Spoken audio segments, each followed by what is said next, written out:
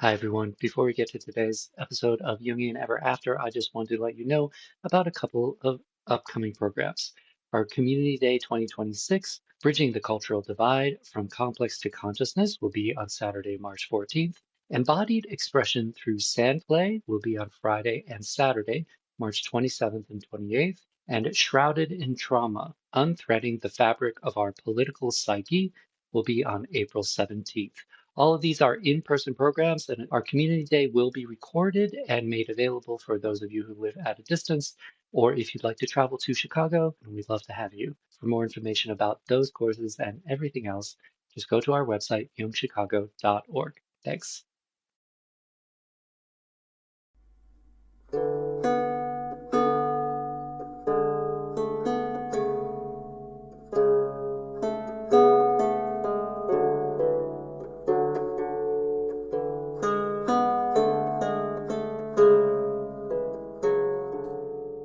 Hello, and welcome to Season 2, Episode 6 of Jungian Ever After, a podcast about myths and fairy tales through the lens of Jungian analysis. I am your host, Reza, and joining me as always is my co-host and Jungian analyst, Dr. Ardita Davidson. How are you doing? I'm good. So, in our last episode, we talked about the aspects of the Orpheus myth that illuminate the process and the power of human creativity. In this episode, we'll be discussing a very different side of the myth. So why did you pick Ovid for our sort of rereading of the story to embody this part of the myth? I think Edith Hamilton was a great first reading of the myth because it gives the whole story, and she really emphasizes the adventures of Orpheus, the amazing things that he can do with his talents and his gifts. Ovid is much less interested in that and much more interested in the dynamic around grief and what the results of how Orpheus does or does not grieve are for Orpheus. And so I think when we look at the Ovid myth, we can really look at those archetypal patterns of grief and loss, which are, of course, part of all of our lives. And we can get some lessons from this myth in a certain way for what works for human beings and what doesn't. And of course, the loss that Orpheus experiences, despite being this incredible musician, he's just a person who lost his love. Exactly. So he may have gifts from the gods, but he either does or does not live into the human experience. And that choice is extremely consequential, as Ovid makes very clear. If you want extra context on sort of the broader story, of course, feel free to reference back to Edith Hamilton. Check out last episode if you haven't already. But previously with two-parters, we just sort of said, oh, just look back. But this one, it really felt better to pick another story that focuses on a different aspect of the myth. And so, without further ado, here is Orpheus and Eurydice as told by Ovid. Hymen, called by the voice of Orpheus, departed, and, dressed in his saffron robes, made his way through the vast skies to the Ciconian coast, but in vain. He was present at Orpheus's marriage, true, but he did not speak the usual words, display a joyful expression, or bring good luck. The torch, too, that he held, sputtered continually, with tear-provoking fumes, and no amount of shaking contrived to light it properly. The result was worse than any omens. While the newly wedded bride, Eurydice, was walking through the grass, with a crowd of naiads as her companions, she was killed by a bite on her ankle from a snake sheltering there. When Thracian Orpheus, the poet of Rhodope, had mourned for her greatly in the upper world, he dared to go down to Styx through the gate of Taenarus also, to see if he might not move the dead. Through the weightless throng and the ghosts that had received proper burial, he came to Persephone and the Lord of the Shadows, he who rules the joyless kingdom. Then, striking the lyre strings to accompany his words, he sang, "O gods of this world, placed below the earth, to which all who are created mortal descend, if you allow me, and it is lawful, to set aside the fictions of idle tongues and speak the truth, I have not come here to seek dark Tartarus, nor to bind Cerberus, Medusa's child, with his 3 necks and snaky hair. My wife is the cause of my journey. A viper she trod on, diffused its venom into her body, and robbed her of her best years. I longed to be able to accept it, and I do not say I have not tried. Love won. He is a god well known in the world above, though I do not know if that is so here, though I imagine him to be here as well. And if the story of that rape in ancient times is not a lie, you also were wedded by Amor. I beg you by these fearful places, by this immense abyss, and the silence of your vast realms, reverse Eurydice's sweet death. All things are destined to be yours, and though we delay a while, sooner or later, we hasten home. Here we are all bound. This is our final abode, and you hold the longest reign over the human race. Eurydice, too, will be yours to command, when she has lived out her fair span of years to maturity. I ask this benefit as a gift, but if the fates refuse my wife this kindness, I am determined not to return. You can delight in both our deaths." The bloodless spirits wept as she spoke, accompanying his words with the music. Tantalus did not reach for the ever-retreating water. Ixion's wheel was stilled. The vultures did not pluck at Tityus's liver. The Bellides, the daughters of Danaus, left their water jars, and you, Sisyphus, perched there on your rock. Then they say, for the first time, the faces of the Furies were wet with tears, won over by his song. The king of the deep and his royal bride could not bear to refuse his prayer, and called for Eurydice. She was among the recent ghosts, and walked haltingly from her wound. The poet of Rhodope received her, and, at the same time, accepted this condition, that he must not turn his eyes behind him until he emerged from the vale of Avernus, or the gift would be null and void. They took the upward path through the still silence, steep and dark, shadowy with dense fog, drawing near to the threshold of the upper world. Afraid she was no longer there, and eager to see her, the lover turned his eyes. In an instant she dropped back, and he, unhappy man, stretching out his arms to hold her and be held, clutched at nothing but the receding air. Dying a second time now, there was no complaint to her husband. What then could she complain of, except that she had been loved? She spoke a last "Farewell," that now scarcely reached his ears, and turned again towards that same place. Stunned by the double loss of his wife, Orpheus was like that coward who saw Cerberus, the 3-headed dog, chained by the central neck, and whose fear vanished with his nature as stone transformed his body. Or like Olenos and you, his Lithea, too proud of your beauty, he wished to be charged with your crime, and seem guilty himself. Once wedded hearts, you are now rocks set on moist Mount Ida. Orpheus wished and prayed in vain to cross the Styx again, but the ferryman fended him off. Still, for 7 days he sat there by the shore, neglecting himself and not taking nourishment. Sorrow, troubled thought, and tears were his food. He took himself to lofty Mount Rhodope, and Hemus, swept by the winds, complaining that the gods of Erebus were cruel. 3 times the sun had ended the year in watery Pisces, and Orpheus had abstained from the love of women, either because things ended badly for him or because he had sworn to do so. Yet many felt a desire to be joined with the poet, and many grieved at rejection. Stephen Mitchell, in his out-of-print book, Parables and Portraits, tells this version of the story of Orpheus. Pluto sits on his ebony throne enchanted. Beautiful, he sighs. Ah, beautiful. Iron tears trickle down his cheeks. He puts his hand on Persephone's arm. My dear, he says, we must grant this young man's request. The young queen thinks for a moment.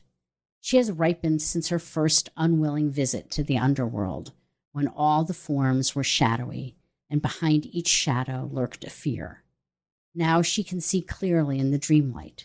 She is on a first-name basis with all the inhabitants, from the gentlest to the most savage. She has learned never to look back. But the poor boy, this exquisite singer, will have a hard time ahead of him. She can tell by looking at his eyes. It is one thing to charm animals, trees, and rocks, and quite another to be in harmony with a woman. She recognizes his attitude. She has seen it before. Fear protected by longing. Hence the bridal image, forever unattainable, forever ideal. No wonder Eurydice took the serpent's way out. Girls who are seen that way grow up to be maenads. If only, she thinks, if only there were some way to tell him. But of course he will have to learn for himself, to lose his love again and again, precipitously as if by chance, to be torn in pieces again and again. She turns to the king. Yes, darling, she says, let them go. So I really love that little insight into Persephone's thinking. It's funny because on the one hand, Hades is just, oh, that was so beautiful. Sure, why not? Let her go back. Which I think is really true to the way the myth reads. Definitely. There doesn't seem to be any thought. He's just moved and it's like, okay, go. Right. Yeah, particularly through the lens of Edith Hamilton, where it's all about the beautiful music that Orpheus performs. So powerful is his musical talent that he can even move Hades. Right. The notoriously immovable. Right. The crown couple of the underworld. But that bit from Stephen Mitchell, even more than the Ovid, provides this little, maybe there was something else going on there, because it's kind of a weird condition that, oh, you can't look back, right? Right. Why that specifically? And this adds that bit of context of, oh, okay, don't look back, because Persephone sees this in him and wants him to learn this lesson, which is very Greek god-like, if we're honest. For sure. And the inescapability of fate is also very Greek. But I would also say that the condition of not looking back is a condition of trust. And the need to look back and to check and to make sure that she's still there is a need to control.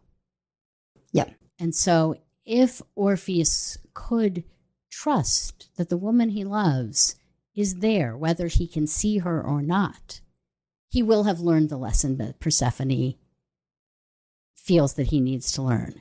If he has to check and control and make her his, own her, then he has failed and he has to try again. Yeah. So the central problem of this part of the myth is that Orpheus cannot admit the reality and finality of his beloved Eurydice's death. And this inability wreaks havoc on his life. This has obvious correlations in our own lives. We all suffer losses, large and small. And I'm just in the middle of, I was going to say a small loss, but actually I think it's been kind of a mid-sized loss for me. I've been intellectually aware I am moving into old age, right? But my experience of myself, particularly physically, has been a continuation of middle age. My body has been able to do pretty much everything I want it to do that I've been able to do as a human being. I'm not a super athlete or anything, but I can, until a few weeks ago, when for the first time I had sciatica, which sounds like a small thing, but is nerve pain. And it was the first time I've ever had something that did not respond to painkillers. Just didn't matter.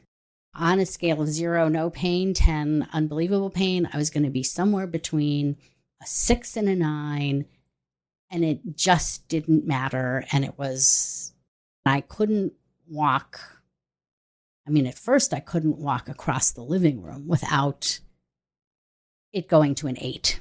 And I couldn't get on the floor with my grandchildren. I couldn't pick anybody up. I couldn't watch a TV show without miserable pain. And it really changed my trust in my own body. My sense of the kind of invincibility, which, I mean, is insane, right? I'm 63 years old. I know that my body is not invincible, but I'd never had a physical experience that really brought it home of, oh, this is what disability feels like.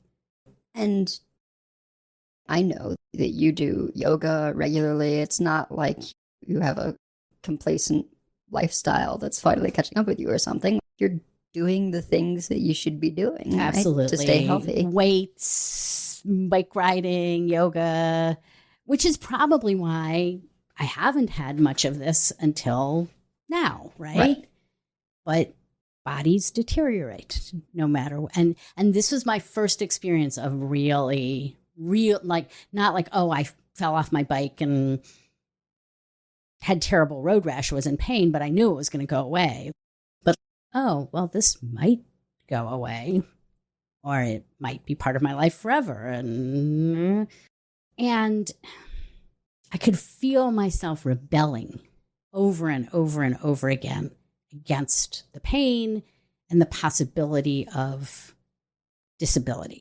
And I could also feel like what it felt like when, instead of fighting the pain and the fear, I accepted the pain and felt the fear. And it didn't change the experience of the pain at all, but it did change my ability to have other things besides the pain be part of my life, when I could have the pain instead of it having me, which was really about acceptance. Yeah, I mean, I think people who suffer from, and I always forget the name of this affliction, but it's basically where you just feel pain most or all of the... Fibromyalgia? That's the one. Yeah. And I think there is this acceptance of, like, people don't understand. And you often end up in this place where you accept that you have to not show it because people don't understand, and you need connection with other people, or else you're not going to have the will to kind of keep going. Mm-hmm. But at the same time, to have those connections with other people, you often need to pretend to be something you're not. Right. Basically, not be constantly saying how much pain you're in and not sort of showing that. And that's not a real connection. Because if people are connecting to a false self, it's not going to feel like real. It's not going to be real. And I think that people, especially something like fibromyalgia, where it's horrifying pain that just goes on and on and on, and we have no treatment, most people can't really connect because they're terrified. Mm-hmm. Because it could happen to them. Because it could happen to them. I mean, I think even within the medical community, there's a lot of dismissiveness that, oh, it must be just in your head, that makes it very hard to research and treat. Yes, because to acknowledge that that kind of agony, untreatable agony, exists is terrifying. Yeah. In terms of personal anecdotes, I think back to when I was 15 and my dad died of a heart attack. It was so sudden that everything felt surreal. And I didn't cry for a full year. And I think much of that was this shocked lack of acceptance. First of all, I think that's how we first experience acute pain. Mm-hmm. But I think also for a 15-year-old, I believe that was Psyche's way of letting in the truth at a pace that you could handle it without it destroying you. I think if you'd felt it all at once, it might have shattered you. The Buddhists say that pain is inevitable, but suffering is optional. By this, they mean that embodied life is full of pain. We must experience it. But if we cling to either the pain or avoiding the pain, we're choosing suffering. By this, they mean that immersing ourselves in the pain and not allowing any movement or life increases suffering. At the same time, pushing away pain or denying it also increases suffering. The attitude that works the best is to let all of life's experiences flow through us, to feel all our feelings to their fullest without judgment. When we cling to loss and bitterness or spend all of our energy denying the reality of pain, we have no room in Psyche for other feelings. When we accept loss and sadness, we also have room for gratitude and joy. In fact, sometimes it is at the moments of accepting great pain that we have the greatest opening to the self or to soul. To quote the songwriter Leonard Cohen, "There is a crack in everything. That is how the light gets in." So there's definitely a sort of, I would call it a chaos butterfly story, where you go back and say, oh, if butterfly flaps its wings, chain of events.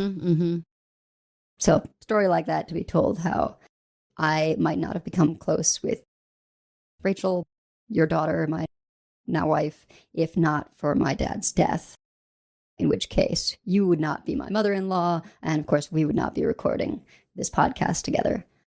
I generally have a dim view of everything happens for a reason. Oh, I can't stand that. Right? Yeah. Yeah. It's all going to end well. Either yes or no. But I do like the framing of light getting in through the cracks, because it gives us more agency. You can choose to appreciate what's good despite the bad, rather than calling it all destiny.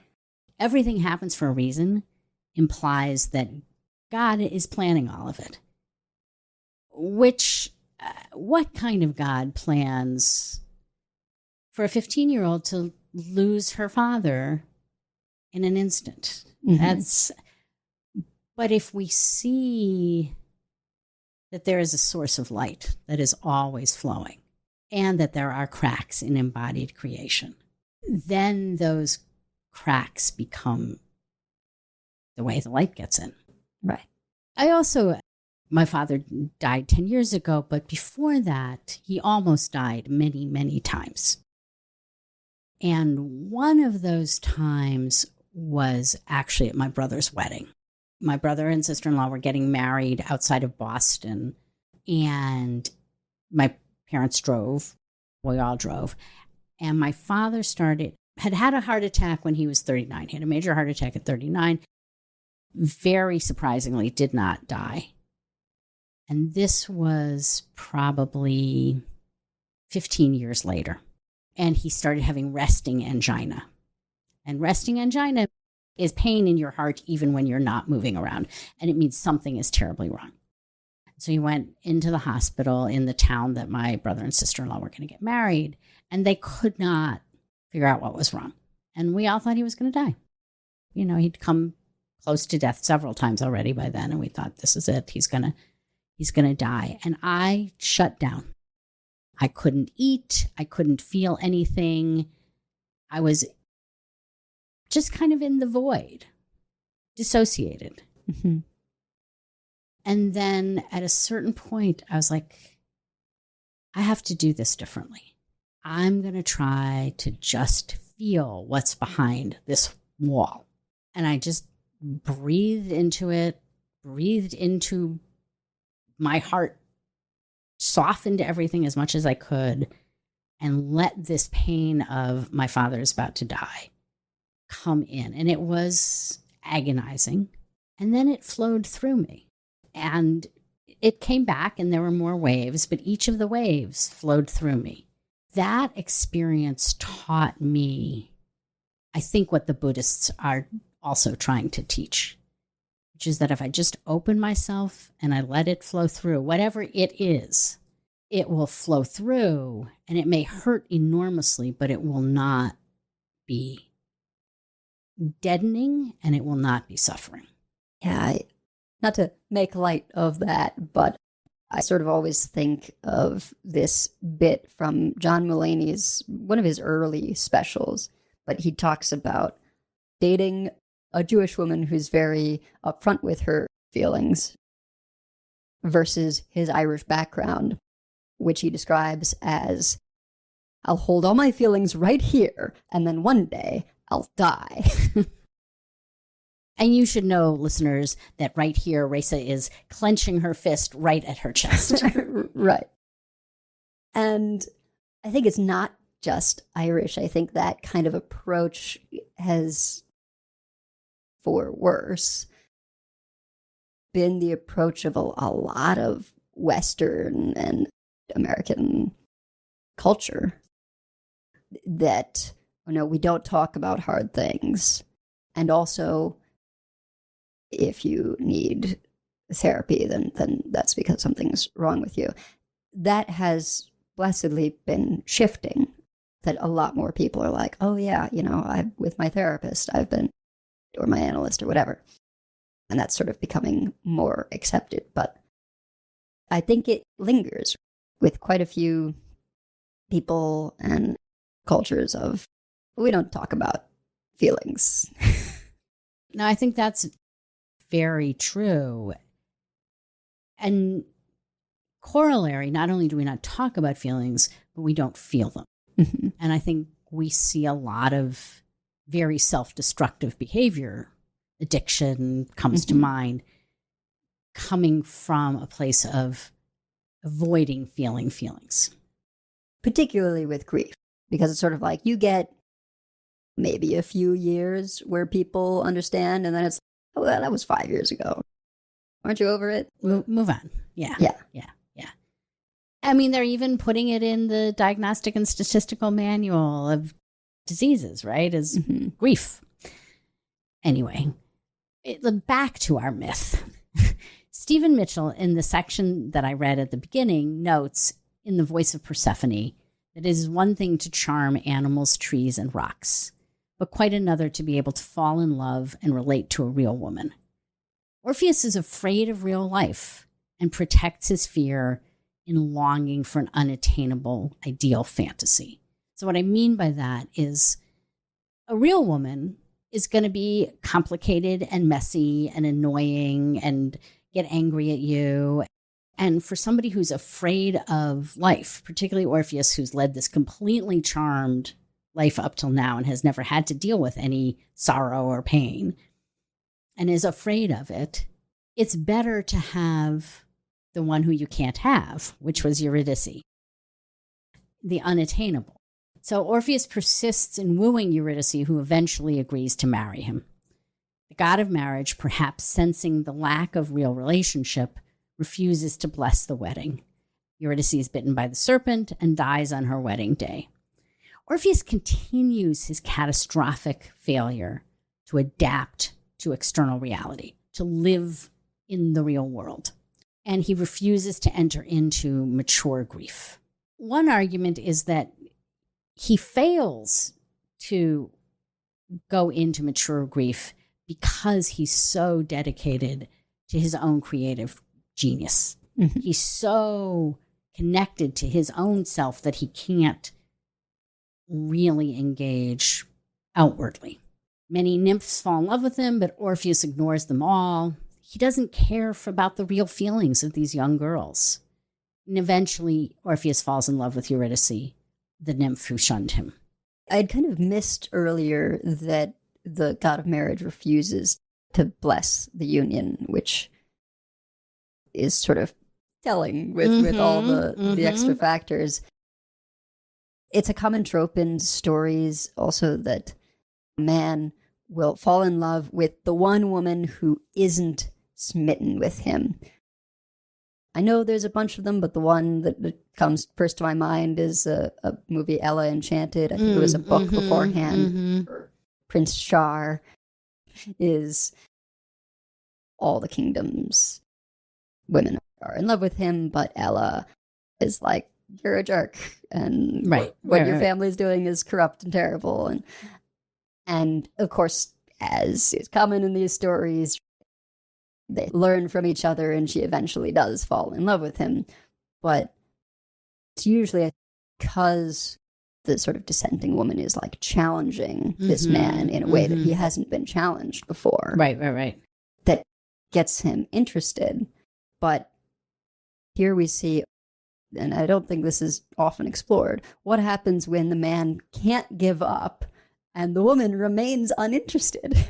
Right. Well, tragedy is what happens.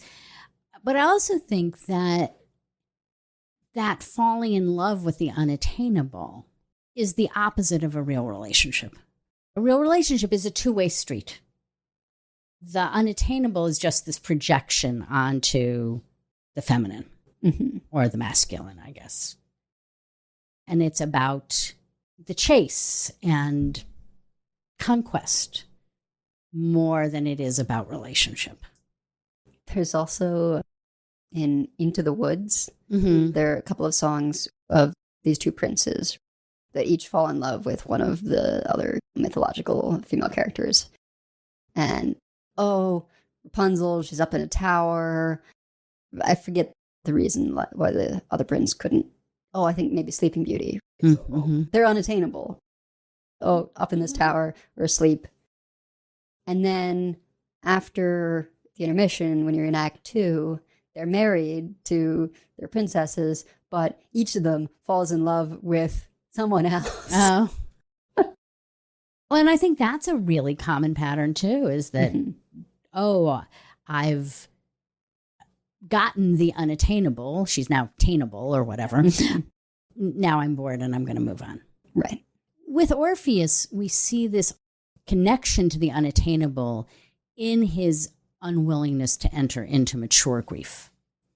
Mature grief begins with accepting the loss. The acceptance is the first step in the process of integrating the person's spirit and memory into your life. At a Jewish funeral, the prayer El Maleh Rachamim, the one who is filled with mercy, is recited. We say the name of the person who has died, acknowledging the loss, and then ask that they both be welcomed into the Garden of Eden and that their soul be bound up in the bonds of life. We paradoxically both let them go and bind them to us.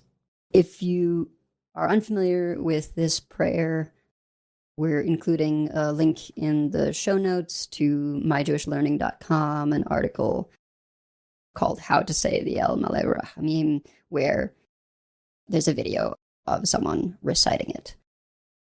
So go ahead and give that a listen if you're not familiar. I took quite a while to reach that stage of grief. I don't think I got there in high school at all. And it may even have taken a couple of years into college before I really started to heal. But I think it was a bit of being at the university where my dad worked, this place that I so associated with him, and he wasn't there. I didn't get to go have lunch with him the way my brother and sister sometimes did. I wasn't visiting him. Right, you really had to live in the loss. Yeah. And in high school, it just was its own little world. High school is a very sort of specific time and place that is separated from the adult world in a lot of ways. Yeah. So I think that fed into my sort of dissociation with the whole thing. Mm-hmm. That makes sense. After Eurydice dies, Orpheus goes to Eurydice's tomb, but he can't stay.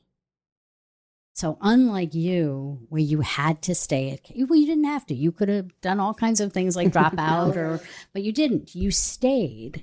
Orpheus doesn't. He can't allow her to die. So he goes to the underworld to get her back with Hope as his companion. But Hope is entirely the wrong attitude in this situation. Mm-hmm. There's no more hope once someone has died. What he really needs is acceptance and sorrow. At the banks of the river Styx, the river into the underworld, Hope turns back. You can't go all the way into the underworld with Hope. In Dante's Inferno, for example, the sign at the gates of hell says, "Abandon hope, all ye who enter here." Yeah, that lack of acceptance is depicted, I think, quite well in the show Chaos on Netflix, where he takes her coin. So it's not just he goes to her tomb but cannot stay. He goes to her coffin. Right, her coffin, and takes her coin. And so she's left with no way to pay the fee to Charon to ferry her across the river Styx into the underworld. It works. The mechanics are a little bit different in the show. They've got a whole subplot going on. But yeah, essentially she's not able to pass on. And so she has to work in the underworld. They take a lot of liberties to sort of shape their own narrative and also to set it in a sort of strange modern day. Right, all right. But Orpheus plays a very central role in the show with his journey to, quote unquote, save Eurydice. And unfortunately, it didn't get renewed for a second season, but I would still recommend the first season. It's a very interesting modern take on all these myths. I agree. And I think one of the things that the show does beautifully is amplify this idea that Orpheus's love for Eurydice is fundamentally a narcissistic love. Yes. He doesn't really care what Eurydice wants or what's best for Eurydice. I mean, when she's alive, she makes it clear that she does not want to be loved in the overwhelming way that he loves her, and that it's kind of annihilating her in some ways to be loved in that way. One of the lyrics to one of the songs he sings, he's a musician in the show as well, and one of the lyrics to one of the songs that he sings is, "I want to breathe in your breath." We can feel that it's creepy. We can feel that it's about him and not about her. And I think that that is in the myth, and I think that the show really plays that out. And it is this deeply connected to this narcissistic love, this failure to grieve. Yeah, and very light spoiler for Chaos. But by the time he gets to her, she has a lot of reasons she doesn't want to go back. And he doesn't care. Yeah. Well, and she has to kind of hide that. She's so surprised to see him, which fair. Right. But for him, he's undergone this whole personal odyssey of making it through all these trials. It's like, oh, I went through so much to rescue her. Of course she would want to go back with me. Right.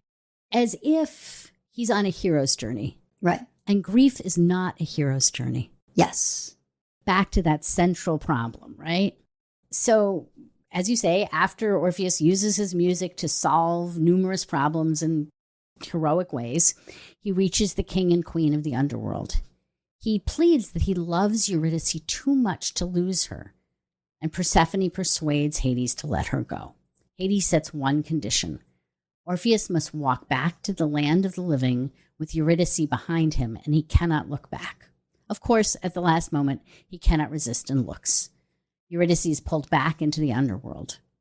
Orpheus is still caught in his inability to see Eurydice as separate from himself. Rilke wrote a poem really mostly about Eurydice. It's called Orpheus, Eurydice, Hermes, and this is a piece of it.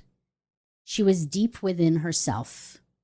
Being dead filled her beyond fulfillment. Like a fruit suffused with its own mystery and sweetness, she was filled with her vast death. Her hands had grown so unused to marriage that gentle touch hurt her like an undesired kiss.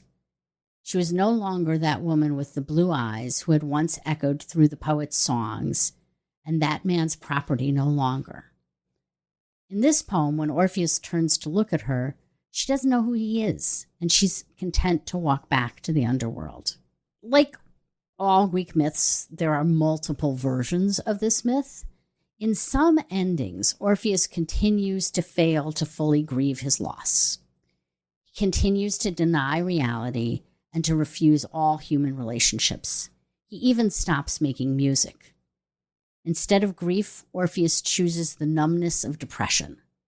Eventually, the Maenads, the followers of Bacchus, are enraged by his emotionless silence and tear him to pieces.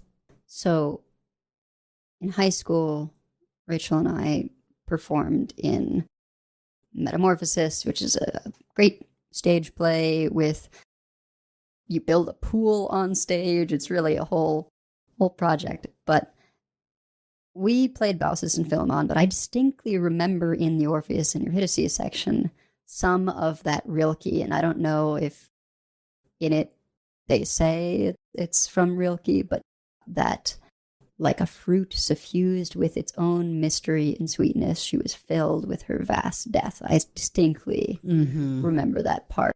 And the sort of, he turns, and it's just this farewell. You're not my destiny anymore. Yeah. Not only you're not my destiny, you're not my concern anymore. Right. I have other business to attend to right now. Thinking a lot about my high school days. I read and enjoyed the Twilight Saga, and there's much to be said about that series and problems, but I do think the second book and film do a good job of showing how destructive grief can be when we refuse to accept what has transpired. That book centers around the main character Bella's grief when Edward essentially breaks up with her because he believes that being with him is too hazardous to her well-being. He's this vampire. Vampires and humans don't mix, and so he leaves. Of course, in doing so, she goes into a depression so great that she engages in a ton of risky behaviors because when she does, she kind of hallucinates Edward being there telling her to stop. And so it is the only way that she can see him again. The fantasy. Right. And which is very Orpheus-like. Mm-hmm. I have this fantasy that I haven't really lost you, and I will cling to that. She has a way of clinging to her fantasy of not losing Edward. Yeah, that even if she can't get him to actually be there and for them to be together, she can get these little instances of seeing him through riding on dirt bikes or getting picked up by dangerous people in the city. And I think for many people through abusing drugs and alcohol, you can stay out of reality. When we were talking about this, I thought about a 9 Inch Nails song called Hurt. I hurt myself today just to feel. I think that depression is a way of avoiding acute pain and loss. One replaces agony with a kind of dull, numb despair. In depression, we lose the capacity for authentic grief, but also for meaning and joy. As Jung notes, a persistent attachment to the dead makes life seem less worth living and may even be the cause of psychic illness. The harmful effect shows itself in the form of loss of libido, depression, and physical debility. In other versions of our myth, Apollo offers Orpheus immortality, but Orpheus embraces his humanity and turns this down. He wants to live as an ordinary person, die at the end of his life, and be reunited with Eurydice after his own death. He avoids depression. He avoids the tearing apart of Bacchus, of alcohol, and is finally able to acknowledge the reality of his loss and weep at her tomb. He's able to use his sadness and loss to enter fully into life. He abandons his exclusive focus on the archetypal realm and embraces human life with its limitations and sorrows, but it's also with its hope for eventual reconnection with those who we love the most. So that's sort of the happy end. It is the happy ending. That's exactly right. The ordinary human life is the happy ending. Ordinary human life and death. Yeah. After maybe a year or so of shock, I finally started to really feel my grief. And I would take time to listen to specific songs or artists to just soak in the pain, which was cathartic in a way that shutting down just can't be. I mean, I think what you were talking about with depression is it's like, depression isn't just being sad. People are sad and grieving all the time, and it's healthy. Depression is when you spend a length of time just sort of unable to really do anything. Right. And the energy that should be going into being sad is actually going into blocking the pain. Right. And I don't know if this was actually when it started, but I distinctly remember I was at tennis camp and my roommate played My Chemical Romance, and I hadn't listened to them before. And it was the Black Parade, which has father stuff. And so it was just, it so perfectly encapsulated my feelings and my grief. And, eventually I had a sort of playlist or would just play that album and would take those moments to just sit with the pain and the grief, which is really hard and would involve a lot of crying and stuff. But having expended that emotion, actually go on to sort of go about your life. So, I mean, it was really you living the myth. Yeah, I guess. But a place that I still struggle is I would not turn down that immortality if offered. Partially because I don't have a guarantee of seeing my father in any kind of afterlife. That's not a belief I have. I just think you're dirt, right? All is dust. But I think partly it's just that sudden loss has just shaped me so deeply into someone completely terrified that death is just around the corner at any moment. And so the idea of being immortal, I think this is part of the allure of vampires in however many decades it's been, is that you can kind of live forever and see how civilizations change. In The Sandman, there's this great little tidbit where he enters into a deal with this guy who's insistent that he would enjoy living forever. And he visits this guy every 100 years or so. And I think the first 100 or something, he says like, oh, everything's great. And then he falls in love and loses his family. And so the next time he's like really hurting when the Sandman visits him. But then he comes out of it and reaches this place of acceptance with the grief. And he goes through all points of, oh, this is a curse, this living forever and watching them. So to later, yeah, I get to see all these cool things in different civilizations and accept that, like, at least you get to have that time with people, even if they pass on and you don't. And I kind of think that's where I would land.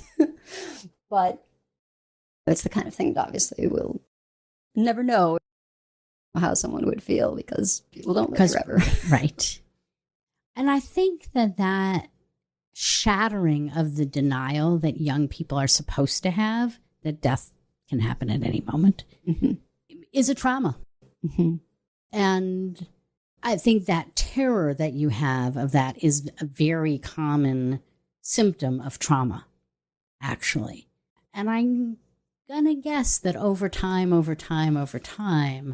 like Orpheus, as you live the full human life that you are living, you will maybe not welcome the fact of being human, but kind of come to, I think that maybe the goal is, as I've been saying throughout, the goal is this acceptance and living the full range of human life with all of its good and bad. And maybe we'll talk about whether there is an afterlife in another episode. I'm halfway there in that I would do anything to save my daughter. Parenthood is one of those, oh yeah, you got to live in reality. Yeah. And how glorious reality can be, as well as how profoundly annoying. Well, that is going to do it for today's episode. Our outro music is a sample of Seculos' Epitaph with the Lyre of Apollo by Lina Palera under an attribution non-commercial share-alike 3.0 international license. You can find the full version at freemusicarchive.org, link in the show notes. And if you like what you've been hearing, please leave us a 5-star review on Spotify, Apple Podcasts, or your podcast feed of choice, as it always helps other people find the show. This show will always be free and available to all, but if you would like to monetarily support the show, you can do so at ko-fi.com/JungianEverAfter. All one word there. Also, Dr. Adina Davidson is a certified Jungian analyst who offers telesessions. You can find out more about her practice at adinadavidson.com or her Psychology Today profile.